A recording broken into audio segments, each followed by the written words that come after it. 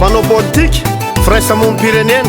tompona ndraiky tsy zatsokajiny ary mpiara-miombinantoka isika vahoaka malagasy fotoana am'izao raiso ny andraikitrao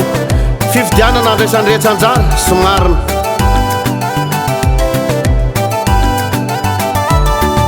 raha tena olo pirenena ianao de tsarofa misy andraikitra sy adiditra iandrasana aminao eto a tsy mba kilalao na koa vazovazo ny fiainam-pirenena tsy azo atao sangisangy andeha isike iaraka anao fanahy andeha isike ampanjary lisy mpifidianana mba tsy isy tomike andao re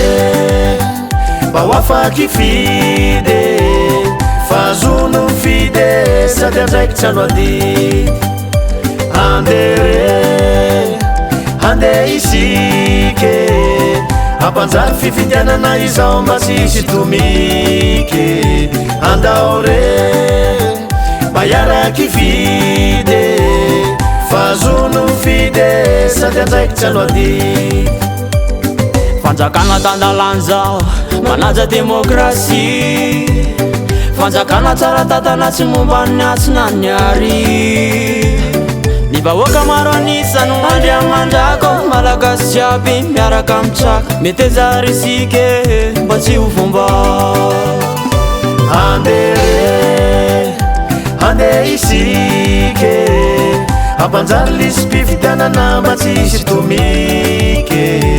andao re mba ho afaky fide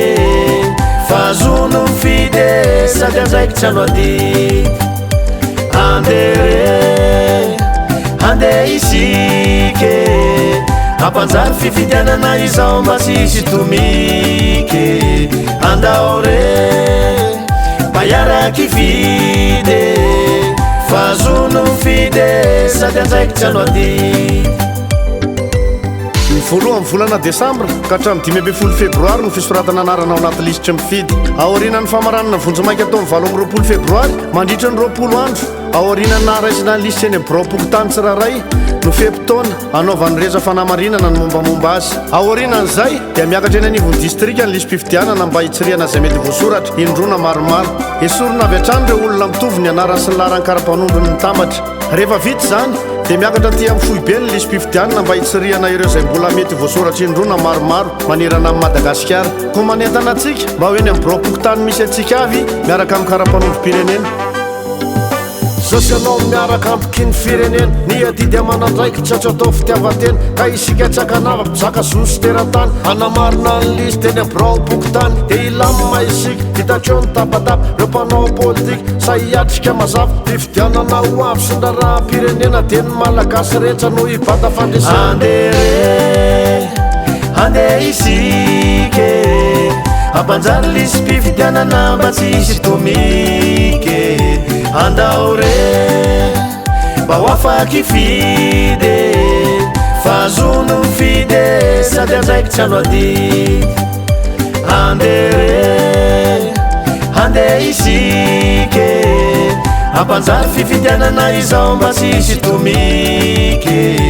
andao re mba iaraky fide fazono fide sady andraikitsy ano adidy